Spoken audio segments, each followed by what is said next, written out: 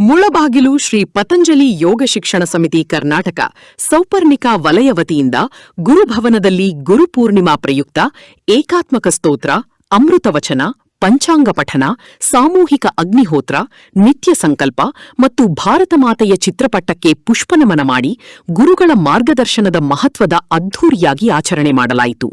ಈ ಸಂದರ್ಭದಲ್ಲಿ ತಾಲೂಕು ಅಧ್ಯಕ್ಷರಾದ ವೆಂಕಟೇಶ್, ಯೋಗ ಗುರುಗಳಾದ ಸುಬ್ಬರಾಯಪ್ಪ ಮತ್ತು ಹೆಚ್ಚಿನ ಮಾತೆಯರು, ಯೋಗ ಬಂಧುಗಳು ಭಾಗವಹಿಸಿ ಕಾರ್ಯಕ್ರಮವನ್ನು ಯಶಸ್ವಿಗೊಳಿಸಿದರು.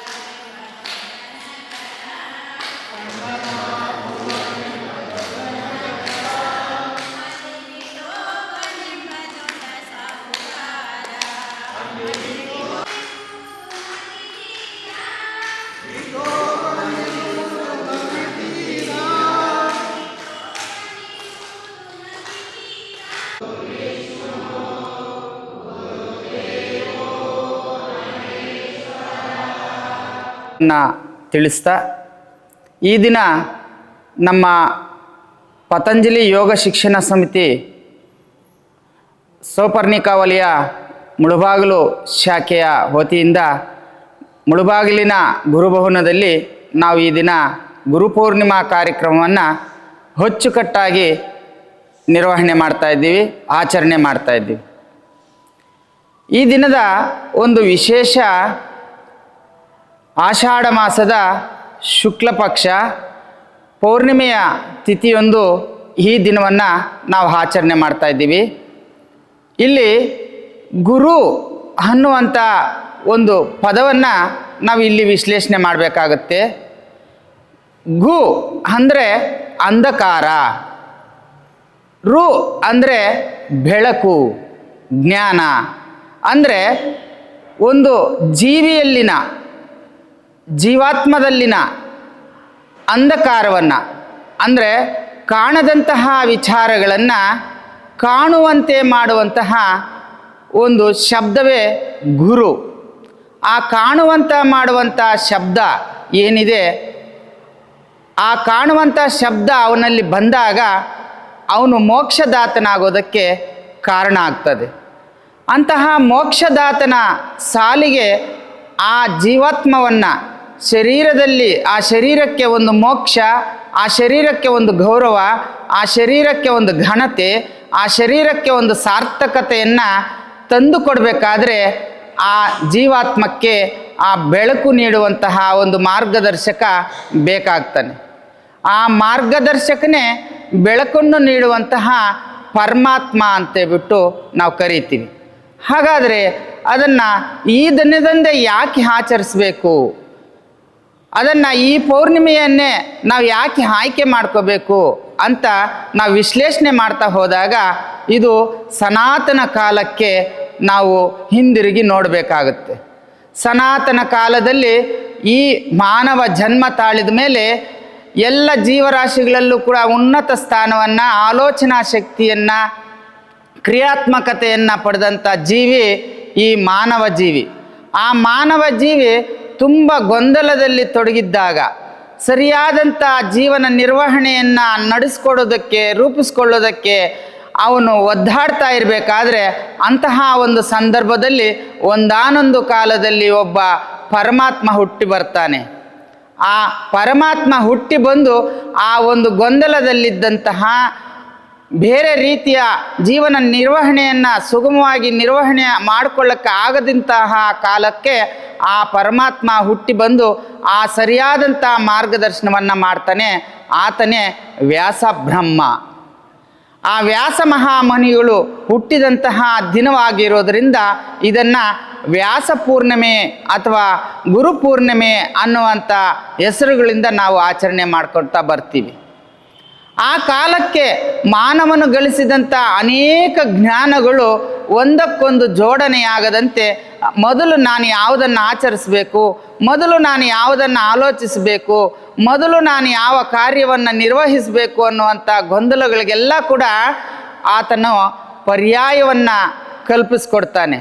ಅಂದರೆ ವೇದಗಳ ಜ್ಞಾನ ಎಲ್ಲವೂ ಒಟ್ಟಾಗಿದ್ದಾಗ ನಾನು ಯಾವುದನ್ನು ಆಚರಲಿ, ಯಾವುದನ್ನು ಬಿಡಲಿ ಅನ್ನುವಂಥ ಗೊಂದಲದಲ್ಲಿದ್ದಾಗ ಅದನ್ನು 4 ಭಾಗಗಳಾಗಿ ವಿಂಗಡಿಸಿ, 4 ವೇದಗಳನ್ನಾಗಿ ವಿಂಗಡಿಸಿ ಆ ಜ್ಞಾನವನ್ನು ಅಳವಡಿಸ್ಕೊಂಡು ನಿಮ್ಮ ಜೀವನ ನಿರ್ವಹಣೆಯನ್ನು ಯಾವ ರೀತಿ ಸುಗಮವಾಗಿ ನಡೆಸ್ಕೊಂಡು ಹೋಗ್ಬೋದು ಅನ್ನೋಂಥದ್ದನ್ನು ತಿಳಿಸ್ಕೊಟ್ಟಂಥ ಮಹಾನುಭಾವ ವೇದವ್ಯಾಸರು. ಆ ಒಂದು ಜ್ಞಾನವನ್ನು, ಸಮಸ್ತ ಜ್ಞಾನವನ್ನು ಯಜುರ್ವೇದ, ಆಯುರ್ವೇದ, ಸಾಮವೇದ, ಅಥರ್ವಣ ವೇದ ಅನ್ನುವಂಥ 4 ವೇದಗಳಲ್ಲಿ ವಿಂಗಡಣೆ ಮಾಡಿ ಶರೀರಕ್ಕೆ, ಆರೋಗ್ಯಕ್ಕೆ, ಸಮಾಜಕ್ಕೆ, ಸಾಂತ್ವನಕ್ಕೆ ಹಾಗೂ ನಮ್ಮ ಸಾಮೂಹಿಕ ಜೀವನ ನಿರ್ವಹಣೆಗೆ, ಸಮಾಜದ ಸುವ್ಯವಸ್ಥಿತಿಗೆ, ಸಮಾಜದ ಆರೋಗ್ಯಕ್ಕೆ ಯಾವ ರೀತಿ ನಮ್ಮ ಜ್ಞಾನವನ್ನು ಅಳವಡಿಸ್ಕೊಂಡು ಸುಗಮವಾದಂಥ, ಸುವ್ಯವಸ್ಥಿತವಾದಂಥ ಧಾರ್ಮಿಕ ಚಟುವಟಿಕೆಗಳನ್ನು ನಡೆಸ್ಕೊಂಡು ಹೋಗ್ತಾ ನಮ್ಮ ಕಾರ್ಯನಿರ್ವಹಣೆಯನ್ನು ಪಡಿತಾ ಮೋಕ್ಷದಾತರ ಕಡೆ ನಾವು ಹೇಗೆ ಸಾಗಬಹುದು ಅನ್ನುವಂಥದ್ದನ್ನು ಬಹಳ ಸ್ಪಷ್ಟವಾಗಿ, ನಿಖರವಾಗಿ, ವಿಸ್ತೃತವಾಗಿ ತಿಳಿಸ್ಕೊಟ್ಟಂಥ ಮಹಾನುಭಾವನೆ ವೇದವ್ಯಾಸರು. ಆ ವೇದವ್ಯಾಸರು ಅಷ್ಟೇ ಅಲ್ಲ, ಜ್ಞಾನವನ್ನು 4 ವಿಧಗಳಲ್ಲಿ ವಿಂಗಡಿಸಿದ್ದೇ ಅಲ್ಲ, ಅಷ್ಟಾಂಗ ಮಾರ್ಗಗಳನ್ನು ಆತನು ರಚನೆ ಮಾಡ್ತಾನೆ, ಅಂಗಗಳನ್ನು ರಚನೆ ಮಾಡ್ತಾನೆ. ಮಹಾಭಾರತದಂತಹ ಬೃಹತ್ ಗ್ರಂಥವನ್ನು ರಚನೆ ಮಾಡ್ತಾನೆ. ಇಡೀ ಮಾನವ ಕುಲಕ್ಕೆ ಇಂದಿನಿಂದಲೂ ಇನ್ನು ಮುಂದೆ ಸಾವಿರಾರು ವರ್ಷಗಳ ಕಾಲವೂ ಕೂಡ ಮನುಷ್ಯ ಸಮಾಜದಲ್ಲಿ ತನ್ನನ್ನು ತಾನು ಹೇಗೆ ಗುರುತಿಸಿಕೊಂಡು ಮುಂದೆ ಸಾಗಿದಾಗ ಆತನಿಗೆ ಸಮಾಜದ ಗೌರವ ಸಿಗುತ್ತೆ ಮತ್ತು ತನ್ನ ಕಷ್ಟಗಳಿಂದ ತಾನು ಪಾರ ಆಗಬಹುದು, ಮೋಕ್ಷದ ಕಡೆಗೆ ತಾನು ಹೇಗೆ ನಡಿಬೋದು ಅನ್ನೋದನ್ನು ಬಹಳ ಸ್ಪಷ್ಟವಾಗಿ ಅರ್ಥ ಮಾಡಿಸುವಂಥ ಪ್ರಯತ್ನವನ್ನು ಆ ಮಹಾನುಭಾವ ಮಾಡಿದ್ದಾನೆ. ಅದರ ನಿಮಿತ್ತವಾಗಿ ಈ ಒಂದು ಕಾಲದಲ್ಲಿ ಈ ಒಂದು ಗುರುಪೂರ್ಣಿಮೆಯ ಒಂದು ಆಚರಣೆಯನ್ನು ನಾವು ಚಾಲನೆಯಲ್ಲಿ ಇಟ್ಕೊಂಡು ಬಂದಿದ್ದೀವಿ. ಅಷ್ಟೇ ರಿಜಿಸ್ಟರ್ ಕರ್ನಾಟಕ ಸೌಪರ್ಣಿಕ ವಲಯ ಮುಳಬಾಗಿಲು ಈ ದಿನದ ವಿಶೇಷ ಸುಬ್ರಹ್ಮಣ್ಯಣ್ಣವರೆಲ್ಲ ಎಲ್ಲ ಸಂಪೂರ್ಣವಾಗಿ ಮಾಹಿತಿ ತಿಳಿಸಿದ್ದಾರೆ. ನಾನೊಂದು 2 ವಿಷಯ ತಿಳಿಸಿಬಿಟ್ಟು ನನ್ನ ಮಾತನ್ನು ಮುಕ್ತಾಯ ಮಾಡ್ತೀನಿ. ಏನು ನಮ್ಮ ಹಿಂದಿನ ಕಾಲದಲ್ಲಿ ಹಿಂದೂ ಧರ್ಮದಲ್ಲಿ ಗುರು ಪರಂಪರೆ ಆಶ್ರಮಗಳಿಂದ ನಾವು ವಿದ್ಯೆ ಕಲಿತಾ ಇದ್ವಿ, ಋಷಿಮುನಿಗಳಿಂದ ನಾವು ವಿದ್ಯೆ ಕಲಿತಾ ಇದ್ವಿ. ಅದೇ ರೀತಿಯಾಗಿ ಈಗ ಅದು ಬಹಳ ಸಂಪೂರ್ಣವಾಗಿ ಮಾರ್ಪಾಟಾಗಿ ಟೀಚರ್ಸು ಮಾಸ್ಟರ್ ಅಂತ ಬಂದುಬಿಟ್ಟಿದೆ. ಎಲ್ಲಿ ನಮ್ಮ ಜ್ಞಾನ ಜಾಸ್ತಿ ಆಗ್ತಾ ಇದೆಯೋ ಧರ್ಮ ಹಿಂದ್ಗಡೆ ಕ್ಷೀಣಿಸ್ತಾ ಹೋಗ್ತಾ ಇದೆ. ಅದೇ ರೀತಿಯಾಗಿ ನಾವು ಏನು ಇಲ್ಲಿ ಯೋಗಾಭ್ಯಾಸ ಮಾಡ್ತಿದ್ವಿ, ನಾವು ಗುರುದೇವೋ ಗುರುವಿಷ್ಣು ಗುರು ಮಹಾತ್ಮ ಅಂತ ಹೇಳ್ಬಿಟ್ಟು ನಾವು ಏನು ಮಂತ್ರಗಳು ಹೇಳ್ತಾ ಬರ್ತೀವಿ, ಅದೇ ಶಾಶ್ವತವಾಗಿ ನಾವು ಮುಂದೆನೂ ನಡ್ಸ್ಕೊಂಡು ಹೋಗ್ತಾ ನಮ್ಮ ಮಕ್ಕಳಿಗೂ ವಿದ್ಯಾಭ್ಯಾಸ ತಿಳಿಸ್ಬೇಕಂತ ಹೇಳ್ಬಿಟ್ಟು ತಮ್ಮಲ್ಲಿ ವಿನಂತಿ ಮಾಡ್ತೀನಿ. ಅದೇ ರೀತಿಯಾಗಿ ಶ್ರೀಕೃಷ್ಣ ಪರಮಾತ್ಮ ಅರ್ಜುನನಿಗೆ ಭಗವದ್ಗೀತೆಯಲ್ಲಿ ಬೋಧ ಮಾಡಬೇಕಾದ್ರೆ ಯಾರು ಗುರುವಿನ ಹಾದಿ ಹಿಡಿತಾನೋ ಅವನು ಒಳ್ಳೆಯ ದಾರಿಯಲ್ಲಿ ನಡೀತಾನೆ, ಯಾರು ಗುರುವಿನ ಹಾದಿ ನಡೀದೇ ಇರ್ತಾನೋ ಅವನು ಕೆಟ್ಟ ದಾರಿಗೆ ಹೋಗ್ತಾನೆ ಅಂತೇಳ್ಬಿಟ್ಟು ಹೇಳ್ತಾರೆ. ಉದಾಹರಣೆಗೆ ಶ್ರೀಕೃಷ್ಣ ಪರಮಾತ್ಮನೇ ಗುರು ಪಾಂಡವರು ಒಳ್ಳೆಯ ದಾರಿಯಲ್ಲಿ ಹೋಗ್ತಾರೆ, ಸ್ವರ್ಗಕ್ಕೆ ಹೋಗ್ತಾರೆ. ಅದೇ ರೀತಿಯಾಗಿ ಕೌರವರು ಈ ಕಡೆ ಅವರು ಯಾವ ಗುರುವಿಗೂ ಮರ್ಯಾದೆ ಕೊಡಲ್ಲ, ದೇವ್ರಿಗೂ ಮರ್ಯಾದೆ ಕೊಡೋದಲ್ಲ, ದುರಾಂಕಾರವಾಗಿ ನೋಡ್ಕೋತಾರೆ. ಅವರೆಲ್ಲ ಸತ್ತು ಕ್ಷೀಣವಾಗ್ತಾರೆ, ಅವರೆಲ್ಲ ನರಕಕ್ಕೆ ಹೋಗ್ತಾರೆ. ಅದೇ ಉದಾಹರಣೆ. ದಯವಿಟ್ಟು ಎಲ್ಲ ಒಳ್ಳೆಯ ದಾರಿಯಲ್ಲಿ ನಡೆಯೋಣ. ಎಲ್ರಿಗೂ ಒಳ್ಳೆಯದಾಗಲಿ. ಶುಭ ದಿನ. ವಲಯ ಮುಳಬಾಗಿಲು ಶಾಖೆ ಇವತ್ತು ಗುರುಪೂರ್ಣಿಮೆಯ ಶುಭಾಶಯಗಳನ್ನು ಎಲ್ಲ ಯೋಗ ಬಂಧುಗಳಿಗೆ ತಿಳಿಸ್ತಾ ಇದ್ದೇವೆ. ಇವತ್ತಿನಿಂದಾದರೂ ಕೂಡ ಸಂಕಲ್ಪ ಮಾಡೋಣ, ನಿತ್ಯ ಅಭ್ಯಾಸದಲ್ಲಿ ಎಲ್ಲರೂ ಕೂಡ ತೊಡಗಿಸ್ಕೊಂಡು ನಮ್ಮ ಆರೋಗ್ಯವನ್ನು ಸರಿ ಮಾಡಿಕೊಳ್ಳೋದ್ರಲ್ಲೇ ಜೊತೆಗೆ ಸಮಾಜಕ್ಕೆ ನಾವು ಒಂದು ಸೇವೆಯನ್ನು ಮಾಡ್ತಕ್ಕಂಥದ್ದು ನಮ್ಮ ಸಮಿತಿಯ ಉದ್ದೇಶ ಅಷ್ಟೇ. ಸಂಸ್ಕಾರ, ಸಂಘಟನೆ, ಸೇವೆ. ಮೊದಲು ನಾವು ಸಂಸ್ಕಾರಿತರಾಗ್ತಕ್ಕಂಥದ್ದು, ಸಂಘಟನೆ ಆಗ್ತಕ್ಕಂಥದ್ದು, ಮತ್ತು ನಮ್ಮ ಕೈಯಲ್ಲಾಗ್ತಕ್ಕಂಥ ಅಳಿಲು ಸೇವೆಯನ್ನು ಮಾಡ್ತಕ್ಕಂಥದ್ದು. ಸೇವೆ ಅಂದರೆ ಬರೀ ಹಣಕಾಸಿನ ಮುಖಾಂತರ ಮಾಡ್ತಕ್ಕಂಥದ್ದು ಅಷ್ಟೇ ಅಲ್ಲ, ನಾವು ಕಲಿತಿದ್ದನ್ನು ಇನ್ನೊಬ್ಬರಿಗೆ ಕಲಿಸ್ತಕ್ಕಂಥದ್ದು ನಮ್ಮ ಸಮಿತಿಯ ಉದ್ದೇಶ. ದಯಮಾಡಿ ಎಲ್ಲರಿಗೂ ಕಲಿಸುವಂಥ ಪ್ರಯತ್ನ ಮಾಡೋಣ. ಇಡೀ ನಮ್ಮ ಮುಳಬಾಗಿಲು ತಾಲೂಕಿನ ಇರ್ತಕ್ಕಂಥ ಎಲ್ಲ ನಾಗರಿಕರು ಕೂಡ ಯೋಗವನ್ನು ಕಲಿಸುವಂಥ ಸಂಕಲ್ಪವನ್ನು ಇವತ್ತು ಮಾಡಬೇಕು ಅಂತೇಳಿ ಎಲ್ಲ ಯೋಗ ಬಂಧುಗಳಲ್ಲಿ ವಿನಂತಿ ಮಾಡಿಕೊಳ್ತೇನೆ. ಹರಿ ಓಂ.